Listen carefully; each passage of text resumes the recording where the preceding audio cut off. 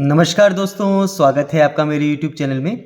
Chapter 7 करते हैं आज RS अग्रवाल का फैक्टराइजेशन। देखिए, फैक्टराइजेशन मतलब क्या है। किसी नंबर का अगर नेचुरल नंबर है कोई, उसका अगर फैक्टराइजेशन करना है, इस बात का मतलब क्या है। इस बात का मतलब है कि हमें उस नंबर को के प्रोडक्ट में लिखना है। ठीक है, फैक्टराइजेशन आप मान के चलिए कि मल्टीप्लिकेशन का रिवर्स होता है। मल्टीप्लिकेशन का रिवर्स मीन्स अगर दो नंबर है, मान लीजिए 2 और 4, उसका हम मल्टीप्लाई करते हैं, वैल्यू क्या निकल कर आती है 8। अब कोई बोले कि 8 का आप फैक्टर करिए, तो क्या होगा, 8 का फैक्टर आ जाएगा 2 और 4। इसके अलावा भी इसके फैक्टर्स और हो सकते हैं। ठीक है, अब जैसे एक नंबर है मान लीजिए 36, इसे हमें करना है फैक्टराइजेशन। फैक्टराइजेशन मतलब क्या है कि इसे हमें ब्रेक करना है दो या तीन ऐसे नंबर्स के प्रोडक्ट में कि जब उसका प्रोडक्ट करें तो हमारा जो ओरिजिनल नंबर है वही आए। फैक्टराइजेशन कुछ नहीं है, सिर्फ नंबर को ऐसे ब्रेक करना है कि जब हम प्रोडक्ट करें तो ओरिजिनल नंबर निकल कर आ जाए। जैसे 36 है, इसके फैक्टर अगर हम करें, 36 को हम कैसे लिख सकते हैं, 9 को जब 4 से मल्टीप्लाई करेंगे 36 आ सकता है। इसका मतलब 36 का फैक्टर क्या हो गया, 9 और 4। 36 को और कैसे फॉर्म कर सकते हैं हम, जब 18 को 2 से मल्टीप्लाई करेंगे तब भी 36 आएगा। तो 36 के फैक्टर क्या क्या हो गया, 18 भी हो गया, 2 भी हो गया। 36 को और कैसे फॉर्म कर सकते हैं हम मल्टीप्लिकेशन के द्वारा, जब 6 और 6 को मल्टीप्लाई करेंगे तब भी 36 आ सकता है। तो 36 के फैक्टर क्या हो गया, 6, और 6 भी 36 का फैक्टर ही हुआ। 36 को और कैसे हम फॉर्म कर सकते हैं, नंबर के प्रोडक्ट करके, जब 4 × 3 × 3 करेंगे तब भी 36 ही आएगा। 36 का और क्या फैक्टर हो गया, जब 36 को 1 से मल्टीप्लाई करते हैं तब भी 36 ही आता है ना, तो ये भी 36 और 1 भी 36 का फैक्टर है। ठीक है, अब बात आती है प्राइम फैक्टराइजेशन की। प्राइम फैक्टराइजेशन क्या होता है, जैसे 36 का हम लोग जब ब्रेक करते हैं इसे डिवीजन मेथड से, 2 1 जार 2, 1 इधर चला गया, 2 8 जार 16, 18 आता है। फिर 2 से 2 9 जार 18 आता है। ये प्राइम फैक्टराइजेशन का मेथड होता है ना। 9 को अब ये 2 से डिवाइड होगा नहीं, 3 3 जार 9, फिर 3 1 जार 3, तो 2 × 2 × 3 × 3। 1 लिखें ना लिखें, जब स्पेसिफिकली मेंशन करेंगे तभी हम 1 लिखेंगे, क्योंकि 1 हर नंबर का फैक्टर होता है। ठीक है, तो 36 के प्राइम फैक्टर आ गए। प्राइम फैक्टराइजेशन मतलब इससे और ज़्यादा और नंबर में ब्रेक नहीं हो सकता, ये सबसे लीस्ट नंबर में ब्रेक है। ठीक है, 36 के प्राइम फैक्टराइजेशन है। अब बात आती है अलजेब्रिक एक्सप्रेशन में। ये तो हमने पढ़ा नेचुरल नंबर में फैक्टराइजेशन कैसे करेंगे। अब बात आती है कि अलजेब्रिक एक्सप्रेशन में हम लोग फैक्टर्स किस तरीके से करते हैं। सेम है इसी तरीके से, जैसे मान लीजिए एक एक्सप्रेशन है हमारा 5xy। 5xy मतलब क्या है, ये लिखा हुआ है 5 × x × y, प्रोडक्ट हो रहा है ना इसका। तो 5xy के फैक्टर क्या क्या हो सकते हैं, 5xy, x और y यहाँ पर वेरिएबल है, 5 क्या है यहाँ पर, 5 यहाँ पर कांस्टेंट है। कांस्टेंट मतलब एक नंबर है, नेचुरल नंबर है। ठीक है, तो 5xy का अगर हम फैक्टर करें क्या क्या हो सकता है, 5 को जब xy से मल्टीप्लाई करेंगे तब 5xy आ सकता है। 5xy को जब 1 से मल्टीप्लाई करेंगे तब भी 5xy आ सकता है। और 5xy को जब 5 को x से और y से सिंगल सिंगल अलग अलग मल्टीप्लाई करेंगे तब भी 5xy आएगा। अब इसमें ये क्या होगा प्राइम फैक्टर, इसमें प्राइम फैक्टर होगा 5xy का 5x और y।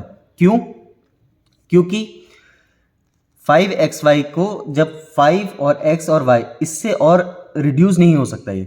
जैसे मान लीजिए 5xy का फैक्टर है 5 और xy को हम फर्दर ब्रेक कर सकते हैं x और y में।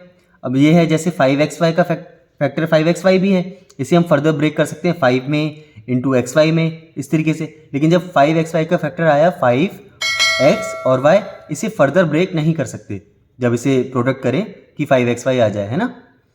अब इसे अलजेब्रिक एक्सप्रेशन में प्राइम फैक्टर नहीं बोलते, इसे हम लोग बोलते हैं इररिड्यूसिबल फॉर्म। ठीक है, इररिड्यूसिबल मतलब इससे और रिड्यूस नहीं हो सकता ये फॉर्म। अब प्राइम फैक्टराइजेशन अलजेब्रिक एक्सप्रेशन में भी निकालने के हमारे 2-3 मेथड हैं, देख लेते हैं इसे भी। ठीक है, देखिए पहला मेथड है यहाँ पर मेथड ऑफ कॉमन फैक्टर। एक एक्सप्रेशन हमें गिवन है 5x + 20। इसमें हमें क्या करना होता है, देखिए यहाँ पर टर्म कितनी गिवन है, 2 टर्म्स है।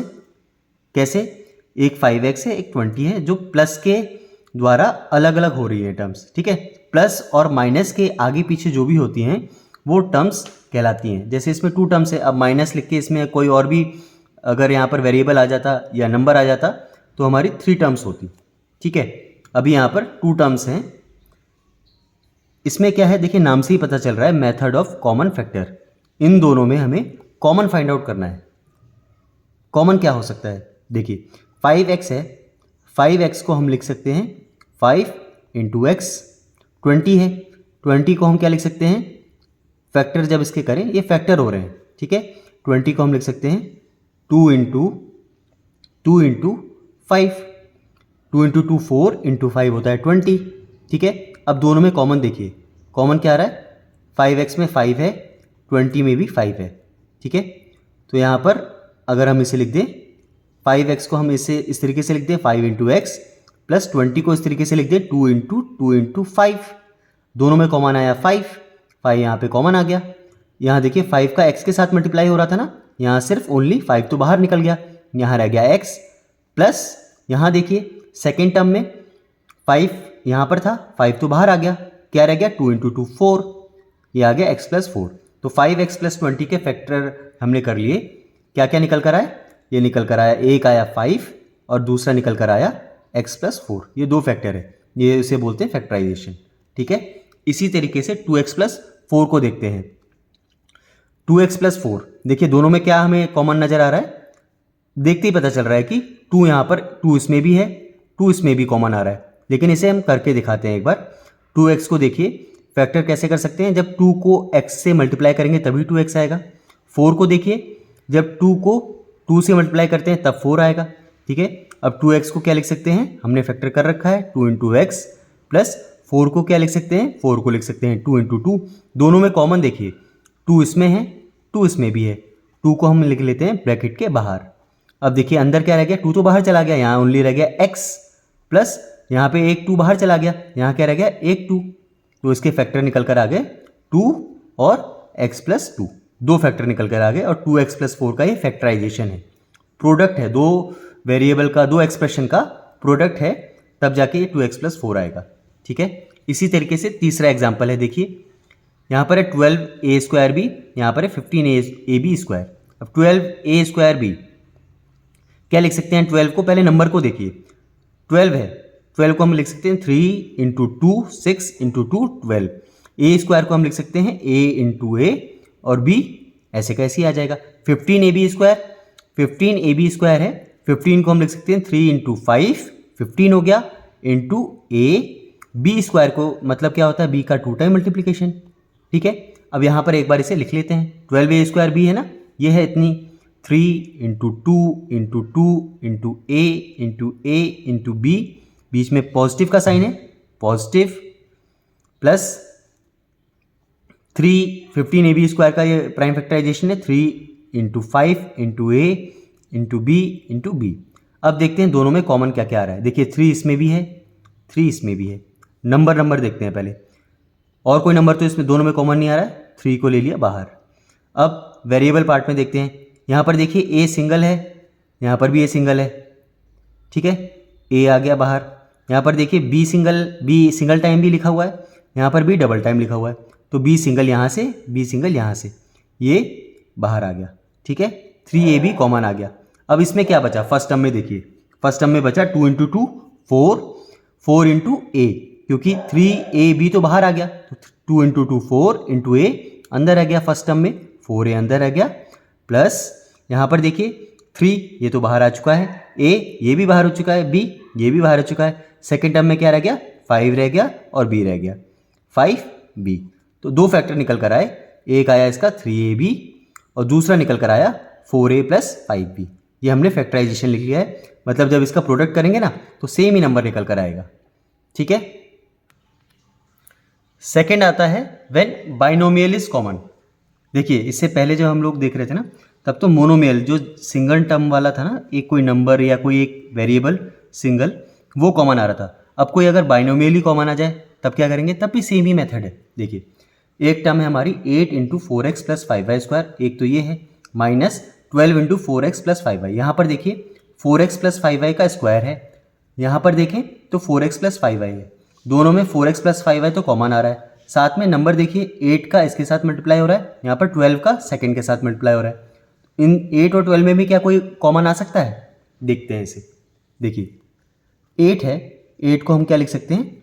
8 को लिख सकते हैं 2 इंटू 2 4, 4 2 ज़ार 8, 2 का 3 टाइम मल्टीप्लिकेशन 8 आएगा, इंटू 4x प्लस 5y का स्क्वायर है, तो 4x प्लस 5y का 2 टाइम मल्टीप्लिकेशन होगा, तभी तो 4x प्लस 5y आएगा का स्क्वायर आएगा, है ना। 4x प्लस 5y का 2 टाइम मल्टीप्लिकेशन हो रहा है तो 4x प्लस 5y का स्क्वायर आ रहा है, माइनस अब 12 है, 12 को हम क्या लिख सकते हैं?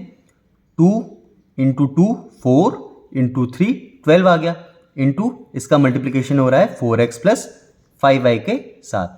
हम यहाँ पर देखिए इस तरीके से दो एक्सप्रेशन बन चुके हैं। अब इसमें देखते हैं कॉमन क्या क्या आ रहा है। देखिए 2 यहाँ पर एक बार है, 2 इंटू 2 4 आ गया, और यहाँ पे 2 इंटू 2 4 आ गया। 2 दो बार यहाँ पर भी है, 2 दो बार यहाँ पर भी है, क्या होता है 2 का दो बार मल्टीप्लिकेशन 4 आ गया बाहर। ठीक है, इसमें इस तरीके से ऐसे कर देते हैं ताकि हमें याद रहेगा आगे के लिए। यहाँ पर देखिए 2 है, यहाँ पर तो 2 दो बार था, खत्म हो गया। यहाँ पर 3 एक बार आ रहा है, यहाँ पर 3 एक भी बार नहीं है। नंबर में तो 4 कॉमन आ गया। ठीक है, यहाँ पर अब अलजेब्रिक पार्ट में देखते हैं। यहाँ पर 4x प्लस 5y दो बार है, यहाँ पर 4x प्लस 5y एक बार है, तो 4x प्लस 5y को भी हम एक बार कॉमन ले सकते हैं। ठीक है, इसके नीचे भी इस तरीके से लिख देते हैं ताकि याद रहेगा। ठीक है, अब क्या रह गया? फर्स्ट टर्म में देखिए 2 यहाँ रह गया, 2 इंटू 4x प्लस 5y, ये तो फर्स्ट टर्म में फर्स्ट का जो फैक्टर है इसमें आ गया कॉमन। ठीक है, माइनस यहाँ पर देखिए 2 इंटू 2 ये बाहर आ चुका है, यहाँ पर 3 इंटू 4x प्लस 5y तो बाहर आ चुका था। 4x प्लस 5y का जब 1 से मल्टीप्लिकेशन होगा तभी 4x प्लस 5y आएगा ना, ये इतना रह गया। ठीक है, अब इसे सॉल्व नहीं करना है, इसे अब इसे लिख देना है अंदर ऐसे ही 4 इंटू, ये ब्रैकेट लगा है, ब्रैकेट का मतलब होता है इंटू। ठीक है, 4x प्लस 5y, इसको अंदर हम चाहें तो सॉल्व कर देते हैं इसे। 2 इंटू 4x क्या आ गया? 2 इंटू 4 आ गया 8, 8 इंटू x आ गया x, 8x आ गया, प्लस का साइन है। 2 इंटू 5y आ गया, 2 इंटू 5 आ गया 10, इंटू y आ गया y, माइनस 3। ठीक है, 3 इंटू 1 आ गया माइनस 3। ये आ गए 3 फैक्टर आ गए इसके, जब हमने इसे फैक्टर किया ना, 4 आया, 4x प्लस 5y आया, और 8x प्लस 10y माइनस 3, ये फैक्टराइजेशन हो गया इसका। ठीक है, देखिए तीसरा और मोस्ट इंपॉर्टेंट मेथड है फैक्टराइजेशन का, फैक्टराइजेशन बाय ग्रुपिंग। अब मान लीजिए क्या हो कि कोई एक्सप्रेशन है, इसमें कुछ कॉमन ही नहीं आ रहा है। जैसे पिछले हमारे मेथड थे उसमें क्या हो रहा था, कुछ ना कुछ कॉमन आ रहा था, इसमें तो कुछ कॉमन नहीं आ रहा है। क्या करेंगे, इसमें हम देखेंगे ग्रुप बनाएंगे। देखिए ऐसे ग्रुप बनाएंगे कि हमारा कुछ ना कुछ कॉमन आ जाए। जैसे ए स्क्वायर प्लस बी सी है, प्लस ए बी प्लस ए सी लिखा हुआ है ना, तो क्या करें, देखिए ए स्क्वायर प्लस ए बी को अगर आगे लिख लें, बेसिकली रीअरेंजमेंट हो रहा है। ठीक है, और बी सी को प्लस ए सी के साथ लिखें। इसका आगे पीछे लिखने का रीज़न ये है ना, देखिए ए स्क्वायर है, यहाँ पर भी है, यहाँ पर भी है, तो ए कॉमन आ सकता है इसमें, है ना, क्योंकि ए स्क्वायर क्या होता है ए इंटू ए, और ए बी क्या होता है ए इंटू बी। यहाँ से अगर ए कॉमन ले ले, क्या रह गया अंदर, ए इंटू ए, ओनली सिंगल ए रह गया, प्लस यहाँ पर क्या रह गया, यहाँ पर रह गया बी। यहाँ देखिए प्लस यहाँ पर है बी सी प्लस ए सी, दोनों में कुछ कॉमन नज़र आ रहा है, क्या कॉमन नज़र आ रहा है सी, सी को कॉमन ले लिया, यहाँ रह गया बी, बी प्लस ए। अब देखिए बी प्लस ए लिखें या ए प्लस बी लिखें, सेम बात है। ठीक है, तो ए प्लस बी तो आ गया बाहर में कॉमन। अब ए प्लस बी का जब इसके साथ मल्टीप्लिकेशन हो रहा था तो आ रहा था ए इंटू ए प्लस बी, अंदर ओनली रह गया फिर ए, प्लस का साइन है, ए प्लस बी हमने इसे कॉमन ले लिया है बाहर, प्लस यहाँ देखिए यहाँ ओनली रह जाएगा सी, है ना। ए प्लस बी का जब सी के साथ मल्टीप्लिकेशन हो रहा था तभी तो ये आ रहा था सी इंटू पी प्लस ए, तो ए प्लस बी हमने कॉमन ले लिया, यहाँ ओनली रह गया सी, तो इसके फैक्टर निकल कर आ गए ए प्लस बी इंटू ए प्लस सी। ठीक है, इसमें हमें क्या करना है, इसमें हमें ग्रुप करना है, रीअरेंज करना है, जो भी हमारा कॉमन आएगा उसे इसके साथ। चलिए एक और एग्जाम्पल देखते हैं। देखिए एग्जाम्पल 2 देखते हैं। 1 प्लस ए सी प्लस ए स्क्वायर सी एक एक्सप्रेशन है। देखिए देखते ही पता चल रहा है कि ए सी प्लस ए स्क्वायर सी, ए सी यहाँ पर भी है, ए की टर्म भी है, सी की टर्म भी है, और यहाँ पर भी ए की टर्म भी है, सी की टर्म भी है, ठीक है। तो अगर ए सी कॉमन ले ले, यहाँ रह जाएगा ए सी का जब 1 के साथ मल्टीप्लाई करेंगे तो ए सी आएगा, प्लस ए सी का जब ए के साथ मल्टीप्लिकेशन होगा तभी ए स्क्वायर सी आएगा, ठीक है। अब देखिए दोनों जो फैक्टर्स हैं इसमें 1 प्लस ए कॉमन आ रहा है, 1 प्लस ए को कॉमन लिख दिया। अंदर क्या रह जाएगा, जब 1 प्लस ए का 1 के साथ मल्टीप्लिकेशन होगा तभी 1 प्लस ए आएगा, प्लस 1 प्लस ए यहाँ से पूरा का पूरा बाहर आ चुका है, यहाँ ओनली रह गया ए सी। जब 1 प्लस ए का ए सी के साथ मल्टीप्लिकेशन होगा तब ये ए सी इंटू 1 प्लस ए आएगा। अब इसके दो फैक्टर निकल कर आ गए, एक आ गया 1 प्लस ए, दूसरा आ गया 1 प्लस ए सी। जब इसको हम प्रोडक्ट करना स्टार्ट करेंगे ना, प्रोडक्ट करके बिल्कुल सॉल्व करेंगे तो ये इसका सिंप्लीफाई फॉर्म आएगा, ठीक है।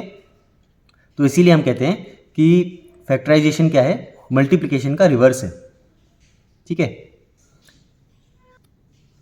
एग्जाम्पल 3 देखते हैं। देखिए फैक्टराइज करना है हमें a B into x square plus y square plus x Y into A square plus b square.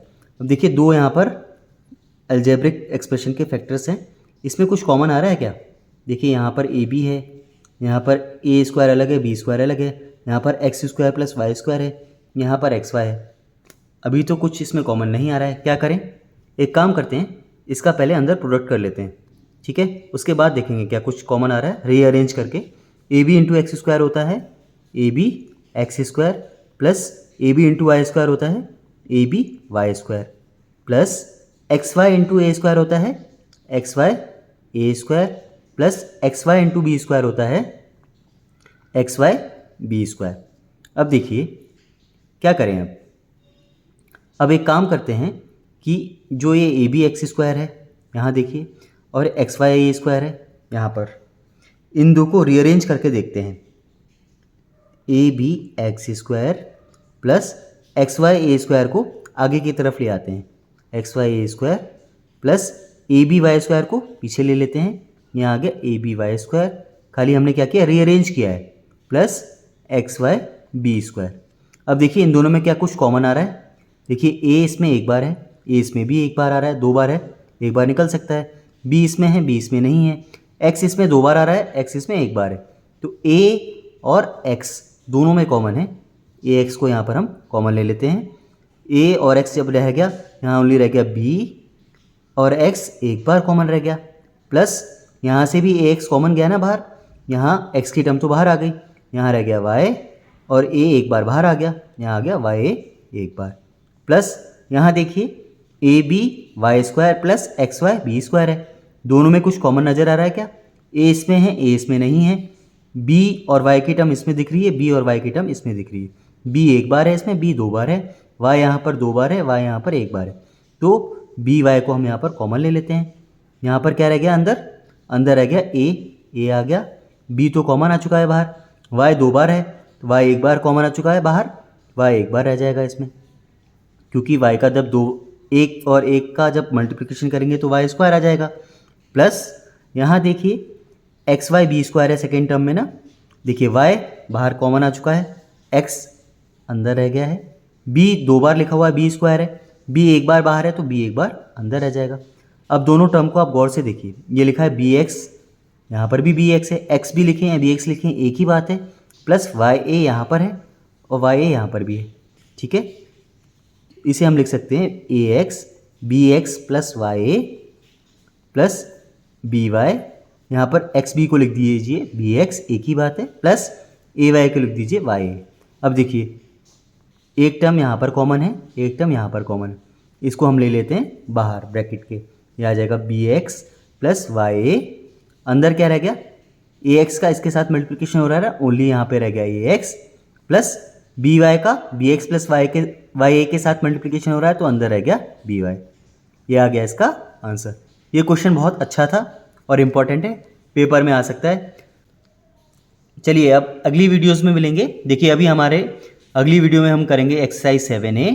अभी हमारे दो मेथड फैक्टराइजेशन के रह चुके हैं जिसमें हमें आइडेंटिटी लगानी होती है, a प्लस बी का होल स्क्वायर का, a माइनस बी का होल स्क्वायर का, और मिडिल टर्म को हमें स्प्लिट करना होता है, ठीक है। वो हम करेंगे नेक्स्ट वीडियोज़ में। अभी के लिए धन्यवाद, थैंक यू।